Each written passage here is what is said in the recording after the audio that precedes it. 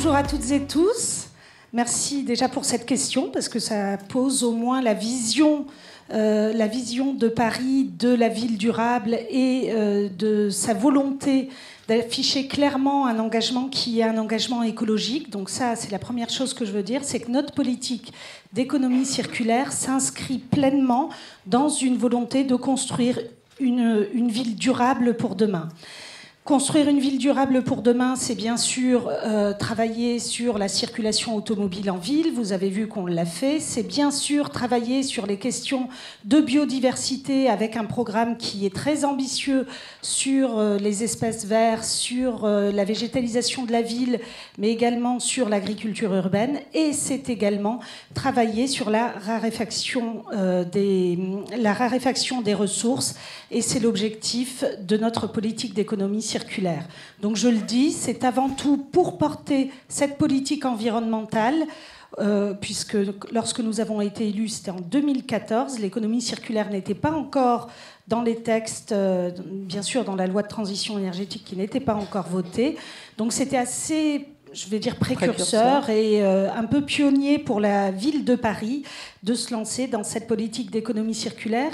Et nous l'avons fait, alors c'est vrai, avec peu de modèles. Souvent, lorsqu'on démarre une politique, on peut dire « Ah bah tiens, dans telle ville, il y a telle chose bien qui se passe, etc. » En économie circulaire, en tant que telle, ça n'existait pas. Et c'est pourquoi on a décidé non seulement donc, de l'inscrire dans cet objectif environnemental, mais aussi de l'inscrire dans l'objectif de faire autrement de la politique et de faire de la politique partagée avec l'ensemble des acteurs. Et c'est pour ça qu'on a fait le livre blanc de l'économie circulaire, qui n'est pas la stratégie de la ville, mais qui est les recommandations des acteurs à la ville pour faire de Paris un territoire circulaire. Et quand je dis à la ville, c'est une petite erreur que je ne devrais pas faire dans cette salle, puisqu'en fait, c'est à la ville et à la métropole maintenant du Grand Paris, puisque quand on l'a initié, la métropole en tant que telle n'existait pas, mais donc on disait pour Paris et le Grand Paris. Mais alors, vous disiez, sur d'autres sujets connexes, on peut essayer d'aller chercher des idées dans d'autres villes. Est-ce que c'est quand même quelque chose que vous avez tenté de faire auprès d'autres grandes villes, au sein des différents réseaux de villes auxquels appartient Paris ? Oui, bien sûr. Alors, on y travaille au sein de ces différents réseaux. Il y a bien sûr le C40, hein, dont ça a déjà été mentionné ce matin. Qui a déjà été mentionné, oui, c'est très bien. Le C40 qui se trouvera justement pour Paris dans la maison des économies solidaires et innovantes. Donc ça, c'est aussi un signe, c'est-à-dire qu'on place l'écologie comme une marque d'innovation, mais aussi économique, puisqu'il va bien falloir changer le modèle économique si nous voulons réaliser cette transition écologique. Donc le C40, bien sûr, on travaille. Moi, j'étais il y a très peu de temps à Barcelone au Forum international, au sommet international d'économie circulaire. Je voyage beaucoup pour représenter justement la ville de Paris, soit sur les questions environnementales, soit circulaires. Et donc, j'ai l'occasion de voir ce qu'il peut se faire ailleurs, à Amsterdam, par exemple, qui réalise de belles choses, mais également à Milan, où on est allé étudier et regarder comment ils effectuaient leur collecte de biodéchets, à San Francisco également. Donc il y a un travail important qui se fait entre les villes et entre les grandes villes du monde aujourd'hui, qui est un travail qui se fait en toute coopération. Et là, on sort aussi un peu d'une habitude qui était prise, qui était de mettre les villes en compétition. Et vous étiez avec nous à Cities for Life, puisque vous aviez animé une partie des débats. On voit une réelle coopération entre les collectivités pour mettre en commun, justement, les solutions de demain. Oui, d'ailleurs, à propos de Cities for Life, il y avait une ville comme Bristol, qui est déjà assez connue en Europe, mais qui est quand même pas une ville de la taille de Paris, dont certaines initiatives pourraient être, dont vous pourriez vous inspirer, comme vous l'avez dit à cette occasion-là. Tout à fait. On a beaucoup parlé ce matin de construction, d'aménagement, puisque c'était la thématique de la matinée. L'économie circulaire parisienne, revenons à la ville, appliquée à ce secteur, quelle forme ça prend ? Qu'est-ce que ça veut dire concrètement ? Oui. Alors c'est sans doute le secteur, je dirais, qui présente le plus de complexité pour une collectivité en matière d'économie circulaire. Mais peut-être avant, nous avons commencé cette politique d'économie circulaire tout d'abord en nous intéressant aux déchets. C'est sans doute la manière, je vais dire, la plus simple et la plus rapide de s'intéresser à l'économie circulaire. Donc on a travaillé sur la mise en place de la collecte de biodéchets, etc. Et vous avez raison, sur les questions d'aménagement et de construction, c'est un sujet qui, s'il est difficile, est sans doute le sujet le plus pertinent au regard de l'économie circulaire, et en particulier sur un point qui est un des indicateurs, qui est le tonnage de déchets que ça représente. On a vu que c'était 70% à l'échelle nationale. C'est 70%. Quand on va aller s'intéresser aux biodéchets, on va s'intéresser à 25% des ordures ménagères des ménages.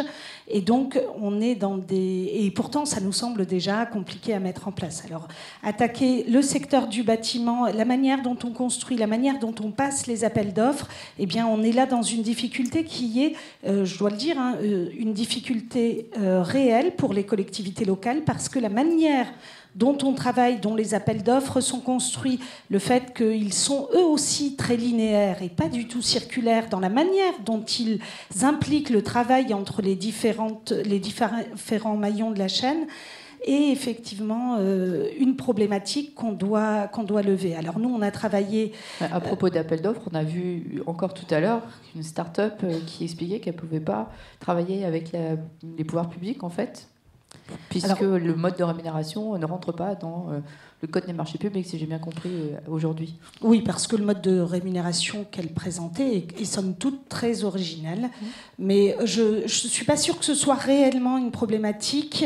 Nous, on a commencé à lancer des appels d'offres, et un en particulier pour la rénovation et l'agrandissement d'un centre d'hébergement à Montévrain, qui a été lancé avec dans l'objet le fait que cette rénovation devait être circulaire. Donc ça évite après que les différents acteurs ou répondants à l'appel d'offres ne soient trop déconnectés de cet objet. Donc ça, on l'a mis en objet, et on a reçu, à ma grande surprise, alors je dis à ma grande surprise, je pensais qu'on aurait 4 à 5 réponses ayant identifié les 4 ou 5 acteurs du territoire, et en fait on a eu près d'une vingtaine de réponses.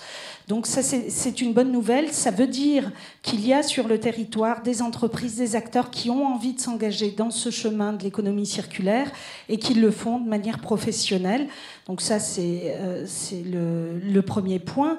Mais là, je passe au Conseil de Paris, je porte une délibération au prochain Conseil de Paris pour travailler sur tout un quartier de Paris avec les entreprises et les grandes entreprises pour réussir à faire de ce quartier un quartier d'économie circulaire, ou en tout cas une expérimentation pour nous d'économie circulaire. Est-ce qu'il s'agit des Batignolles Il ne s'agit pas des Batignolles. Parce que c'est souvent ce quartier qui est cité. Non, il ne s'agit pas du quartier des Batignolles. Peut-être qu'on viendra un jour au quartier des Batignolles, mais là, ça n'est pas le cas. Oui, je voulais dire qu'en matière d'économie circulaire, alors bien sûr, il y a le bâtiment, il y a la construction, il y a aussi pour les villes, je dirais, la circularité des bâtiments eux-mêmes. Alors la circularité, non pas dans le sens où on pourrait l'entendre, qu'est-ce qu'on fait des déchets, etc., mais même comment on utilise nos bâtiments, et ça en matière... je vais quasiment dire d'urbanisme, c'est intéressant. Vous connaissez toutes et tous les grands voisins. Les grands voisins, c'est un espace intercalaire qui a été utilisé pendant un certain temps à d'autres activités que celles auxquelles il était initialement destiné. Alors je vois que certains froncent un peu les sourcils en se disant mais ne nous parle pas d'économie circulaire. Je crois que si, c'est aussi de l'économie circulaire que de réfléchir à la circularité des espaces et de leurs usages. Et ça, c'est assez nouveau dans la réflexion des villes aujourd'hui.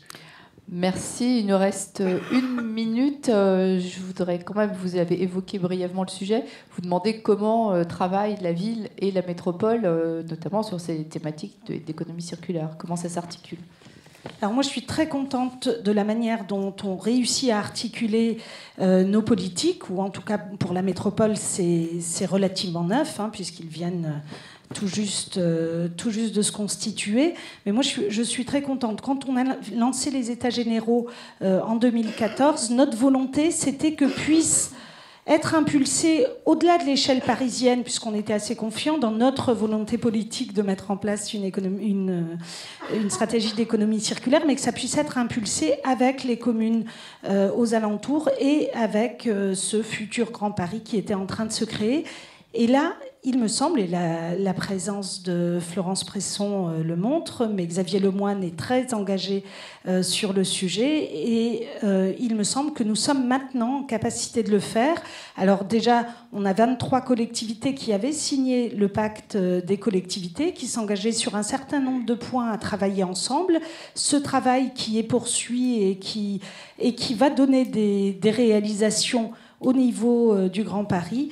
Et puis, tous les ans, et on l'a encore fait en octobre, on a travaillé à un rendez-vous commun de l'économie circulaire avec l'ensemble des acteurs. Paris a également pris sa part, je vais dire, dans ce partenariat, puisque très récemment, nous avons mis en vente les pavés de la ville de Paris qui sont recyclés. Alors, vous savez qu'à Paris, nous avons la chance d'avoir un centre de recyclage des pavés. Et nous ouvrons maintenant la vente à l'ensemble des collectivités du Grand Paris. D'ailleurs, c'était une demande lors des États généraux. Donc voilà, juste pour vous donner une action. Connue dans le monde entier depuis 1968, sans doute. Oui, voilà. Tout à fait. Et qu'on peut recycler. J'imagine. Voilà. Merci beaucoup, Antoinette.